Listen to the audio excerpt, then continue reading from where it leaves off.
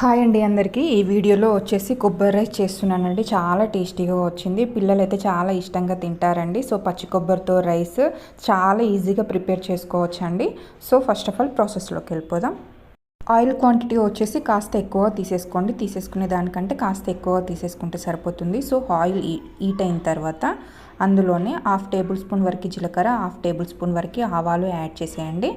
ఇవి హీట్ అయిన తర్వాత అందులోనే ఎండుమిర్చి యాడ్ చేస్తున్నానండి. ఎండుమిర్చి వచ్చేసి మనం ఎంతవరకు కారం తింటామో అంతవరకు తీసేసుకుంటే సరిపోతుంది. సో ఎండుమిర్చి 2 యాడ్ చేసిన తర్వాత అందులోనే ఒక గుప్పడి వరకు మినపప్పు, అలానే ఒక గుప్పడి వరకు పల్లీలు ఇష్టం అండి. కొంచెం ఎక్కువ తినేవాళ్ళు ఎక్కువ తీసేసుకుంటే సరిపోతుంది.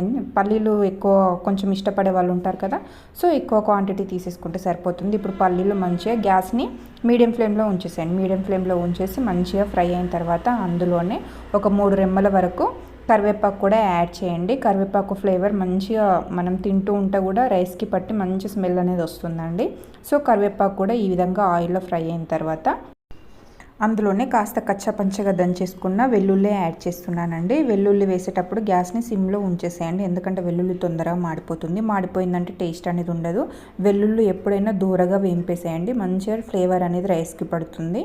సో ఈ విధంగా వెల్లుల్లి యాడ్ చేసిన తర్వాత ఒకసారి టోటల్ కలిపేసేయండి. ఇప్పుడు పచ్చి కొబ్బరి యాడ్ చేయండి. పచ్చి కొబ్బరి వచ్చేసి మనం మామూలుగా తురుముకున్నా ఏం లేదండి, మిక్సీ జార్లో వేసి మిక్సీ పట్టేసుకున్నా ఏం లేదు. నేను మిక్సీ జార్లో వేసి తీసేసుకున్నాను. మరీ మెత్తగా కాకుండా కాస్త బరకగా పట్టేసుకుంటే మనం తింటూ ఉంటే ఆ కొబ్బరి టేస్ట్ అనేది తగులుతూ ఉంటే టేస్ట్ అనేది వస్తుంది. మనం మెత్తగా పట్టేసుకున్నాం అనుకోండి కనిపించదు, తింటూ ఉంటే ఫ్లేవర్ అనేది మనకి తెలియదండి.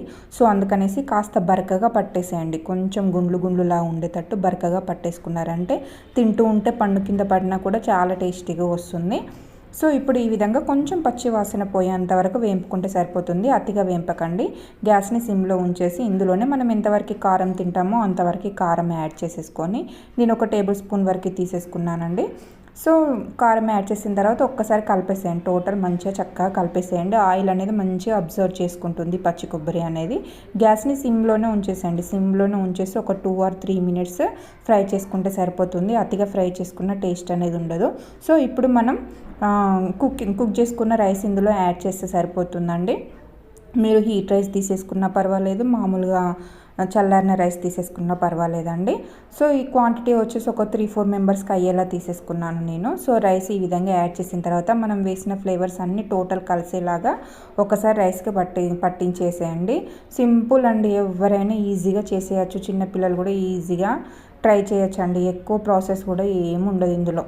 సో ఈ విధంగా యాడ్ చేసేసి చూడండి టోటల్ కలిసేలాగా మంచి చక్కగా కలిపేయండి. మనం వేసిన మెయిన్ వెల్లుల్లి ఫ్లేవర్ అండ్ ఈ కరివేపాకు ఫ్లేవర్ తోటే ఈ కొబ్బరి రైస్కి అనేది టేస్ట్ అనేది చక్కగా తెలుస్తుంది. సో ఈ విధంగా కలిపేసుకున్న తర్వాత ఇందులోనే టేస్ట్కి సరిపడా సాల్ట్ కూడా యాడ్ చేస్తున్నానండి. సాల్ట్ కూడా యాడ్ చేసేసి మళ్ళీ ఒకసారి మనం హీట్ రైస్ అయితేనో ఎక్కువ హీట్ చేయాల్సిన అవసరం ఏం లేదండి.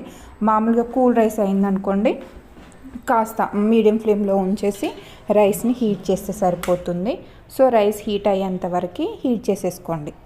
ఒకసారి కలిపేసేయండి. ఎంత మంచిగా మనం కలిపేస్తామో ఆ ఫ్లేవర్స్ అనేవి రైస్కి మంచిగా చక్కగా పడుతూ ఉంటాయి.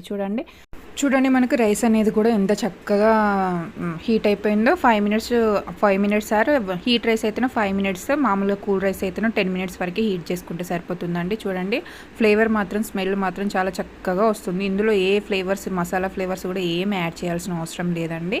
సో ఇప్పుడు కాస్త కొత్తిమీర యాడ్ చేసేయండి.